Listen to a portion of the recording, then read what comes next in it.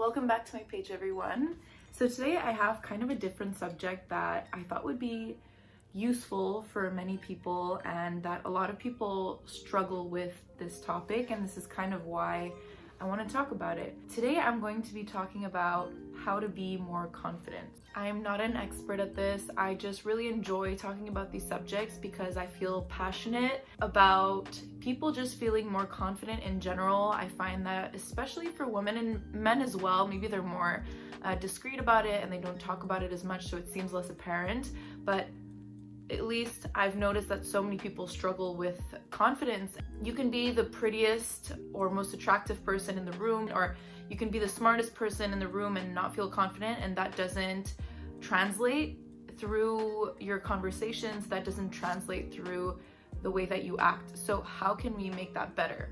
So that's kind of what I'm here for today. I'm gonna give some kind of like tips on how to get there. The first one is way easier said than done, but it is the basis of being confident in my eyes, is to stop living through other people's perception of yourself. The second that you give other people your worth and you're waiting for their approval is when you completely lose your sense of self. So what I would recommend here to stop living through other people's eyes is really to pay less attention to what they think and start paying more attention to what you think about yourself. And little by little, by paying more attention to what you think about yourself, by doing things that make you happy and by doing things that make you feel fulfilled, and by stop caring so much about what other people think that you're doing or thinking or being, naturally when the you factor becomes bigger, well, the other factor of other people becomes smaller. Like we say how confidence is one of the most attractive things, which I find is true for both sexes. You don't need to be the most attractive person, you don't need to be the most intelligent person, it's just the way that you show up in a room and how you perceive yourself. So I think just by starting to care more about what you think about yourself and not so concerned about what others think, that is already a great starting point, and it's something you need to work on. Obviously, it's not something that's easy. Another point that I find that people don't play off of enough is just to embrace your weird side. So what I mean by weird is what makes you unique, what makes you you, what are qualities that you have that others don't have, and it's really to write that down, look into that, think about it, and play off of that. I think the older that we get, we kind of realize that nobody's normal. Nobody is that normal human being. We realize that everybody has their quirks, everybody has their imperfections.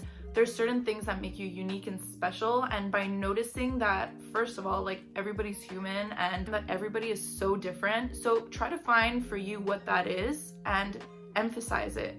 And not in an unnatural way, but just recognize it and assume it and just rock that special thing about you, whether that's a physical attribute, whether that's a funny quality, whether that's just a general, like you're a super nice kind person, whatever that is, just embrace that. And yeah, I would say just go even harder into those things that make you you and just embrace it. This third point kind of plays into the second one, and it's recognizing that everybody has insecurities, whether that's psychological or whether that's physical. People have insecurities, and I find that when I realized that and when I acknowledged that it made me feel so much less insecure about my own. And also something that I would mention about insecurities is that stop playing off your insecurities. For example, let's say I didn't like my hair, and then around people I would always mention that I don't like my hair to kind of fish for compliments, but even though that's not your intention necessarily, it kind of just makes you sound like you're fishing for some kind of approval, and people sense that and sense it as kind of insecure, unfortunately, at least I find. So instead of that, just don't even mention it. People won't even notice things that we notice because we are our biggest critics. So just stop being so insecure about your insecurities, because everybody has some and it's totally normal. My next point is about how we talk or whether we decide to talk. So let me explain. If we decide to talk, a lot of people say, I think so, or sorry, or I don't know, at the end of sentences. And I think this is especially true for women. We'll say something and then we'll finish our sentence with, well, I don't know, or, oh, well, I'm not sure. Yes, we are sure, and say it as you mean it. I find that people too often are sorry for things that they shouldn't be sorry for, or that we say that we don't know things when clearly we do. And there's like this underlying sense of insecurity behind those added words. And I just find that in general to be more aware of when we do that, because people do it so much, and it blows my mind, because I'm like, no, what you said is brilliant. Like, just lean into that. Some people feel insecure and you can hear it through that. So try to be more aware about when you use those words, and just try to slowly take them out of your vocabulary. Now, if you decide not to talk, what I would suggest is just to be a great listener. Whether you're debating with someone, let's say that they refute your argument and you realize that you were wrong, if you're able to say, oh wow, like I didn't see it that way, I absolutely agree, or oh, I agree with that point, I have never perceived it like that before. Being able to assume and change opinion, I find, is a huge sense of confidence, because people that are not confident in what they say will always try to either not have an argument because they know that their arguments are weak. I find that people that want to engage in healthy debates and that are open to being wrong potentially, I find that that is such a sign of confidence, and I think that more people should be like that and more open to being wrong. Another really big one for me is body language. For example, this right now, I seem very like tight and awkward. If I was just a little bit more assertive, just in the way that I place my shoulders, you would sense a whole different story. I find that this is so true when people are like slouched down. It's kind of giving off this vibe without you even knowing. The way that you speak and the way that you emit what you think and the way that you present yourself in a room with just your simple body language says so much about you. So there's some books about body language and how you can kind of tell how people feel by the way that they act. For example, people that fidget with their hands a lot, you can clearly tell that they're nervous. So just being more aware of these things can really help you find a new sense of confidence by kind of learning what makes you look more confident. I think this is the last tip that I'm going to give today. I have many more, but I'll just break it up into different videos. My last suggestion today is to pretend that you're confident. If you're someone that's not confident, just pretend that you are, and eventually it will start being instilled in you.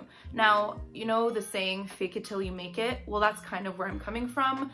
If you are completely unsure of how to be confident and how to just be bold in a certain way, then do you have a friend? Do you have a parent in your life that is super confident? Maybe you can imitate them. Is there someone in a show? Is there someone in a movie that you look up to, or an actor, or anybody that you would look up to that you find confident? Someone that does a TED Talk, for example, that you're like, wow, like they're so confident. How do they do it? And just try to imitate them in everyday life. Not to completely copy them, but just inspire yourself of the way that they act and try to analyze what they do and how they say it. And I'm sure that that will make a difference in your confidence as well. Now, people say that confidence is something that you're born with, or at least some people say that. I think that you can definitely learn to be more confident. It's something that is a work in progress. And even for people that are very confident in general, they can still work on their confidence, because everybody, as I said, has insecurities. But confidence is definitely something that you can work on. So I would definitely say take a shot of some of the recommendations, some of the suggestions that I gave today. Tell me what you think. And if you like this kind of video where I share some of my tips or tricks to being more confident and more comfortable in our own skin, then please let me know, and I will be back with more videos very soon. Thank you so much for watching.